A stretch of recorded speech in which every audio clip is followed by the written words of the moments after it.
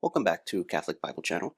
Today I have the pleasure of showing you another Bible put out by Baronius Press. In this case, they have what they call their standard size Douay-Rheims Bible.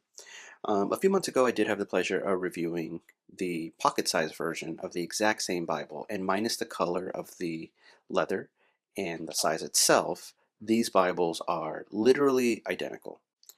This standard size Douay-Rheims Bible is 6 inches by 8 1/4 inches. It comes in 3 colors. It comes in this black, this burgundy, which is identical, and actually in a white, but I don't have the white uh, copy to show you, the white leather cover. They're both 1,512 pages long, and they contain the Douay-Rheims version of the Bible, not the one from the 1590s, but from the 1750s, the Challoner update to the Douay-Rheims Bible. This Bible has many nice features, including the gilded edges, which we could see here, and their gilding is very, very nice. It comes out of the box looking great. It also has 32 different pictures, and the pictures look awesome.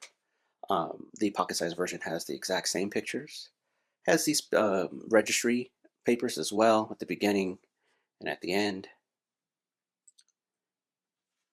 The typeface that is used is from an 1899 edition, and the typeface looks really, really nice. I mean, it's very readable, and the quality of the paper is top notch. This is what you could expect from Baronius Press, so I'm going to zoom in really close. I mean, I'm zooming in, and I guess you could see a touch of ghosting, but I mean, I don't even see this in person. I really have to look for it.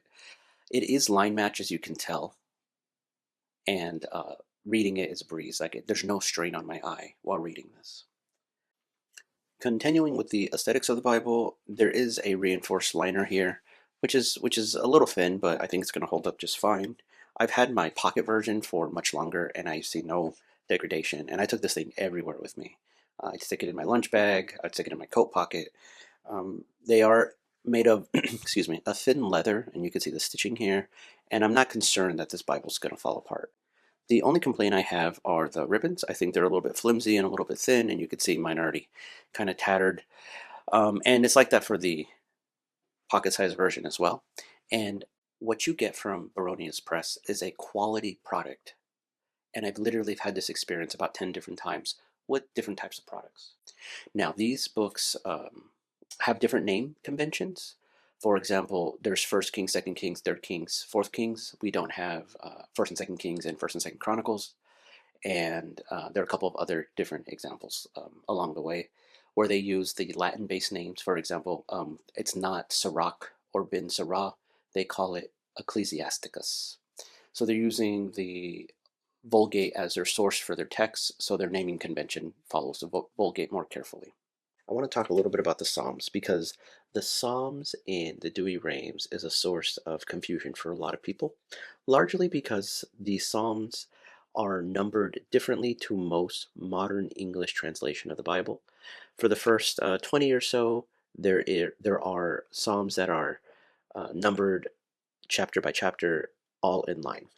But if you were to pick up any modern day English translation of the Bible that does not follow the Latin Vulgate, you're going to see once you get into about Psalm 50, they are numbered a little bit differently.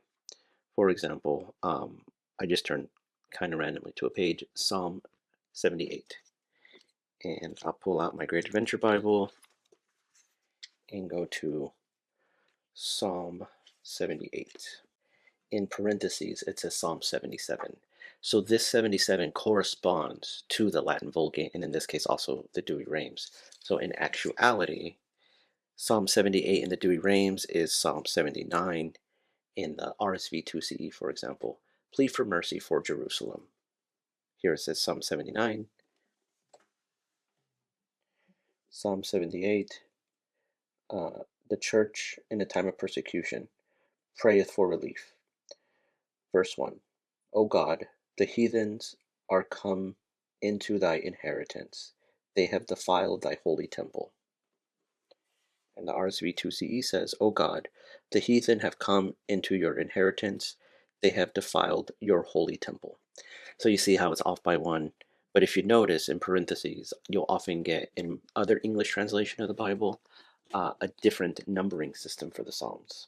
And finally, we have a series of maps at the end, which are very beautiful maps. Full disclosure, I haven't looked into these maps in detail, but we get a couple of different maps. I read in the website that these were hand drawn, which I guess eventually everything had to be hand drawn. But I think what they mean is hand drawn to, as they were hand drawn in the 1890s when this was first published in this typeface. I cannot recommend this Bible enough. If you don't have a Douay-Rheims Bible, I think Baronius Press is a front runner for the best location to buy a Douay-Rheims. Now, if you know of another option, please link it down below. I don't know of a lot of publishers who make Douay-Rheims, and I only have mine from Baronius, and I have the pleasure of also having that giant Haydock Bible. If you know, you know. But review coming soon on the Haydock Bible. And with those as the exception, I don't know of a lot of publishers that are making Douay-Rheims these days. This one's beautiful and it has all these little touches of Catholic history. And it's still a very good Bible to read. Take care, rejoice that Christ is Lord, and we'll catch you in the next one.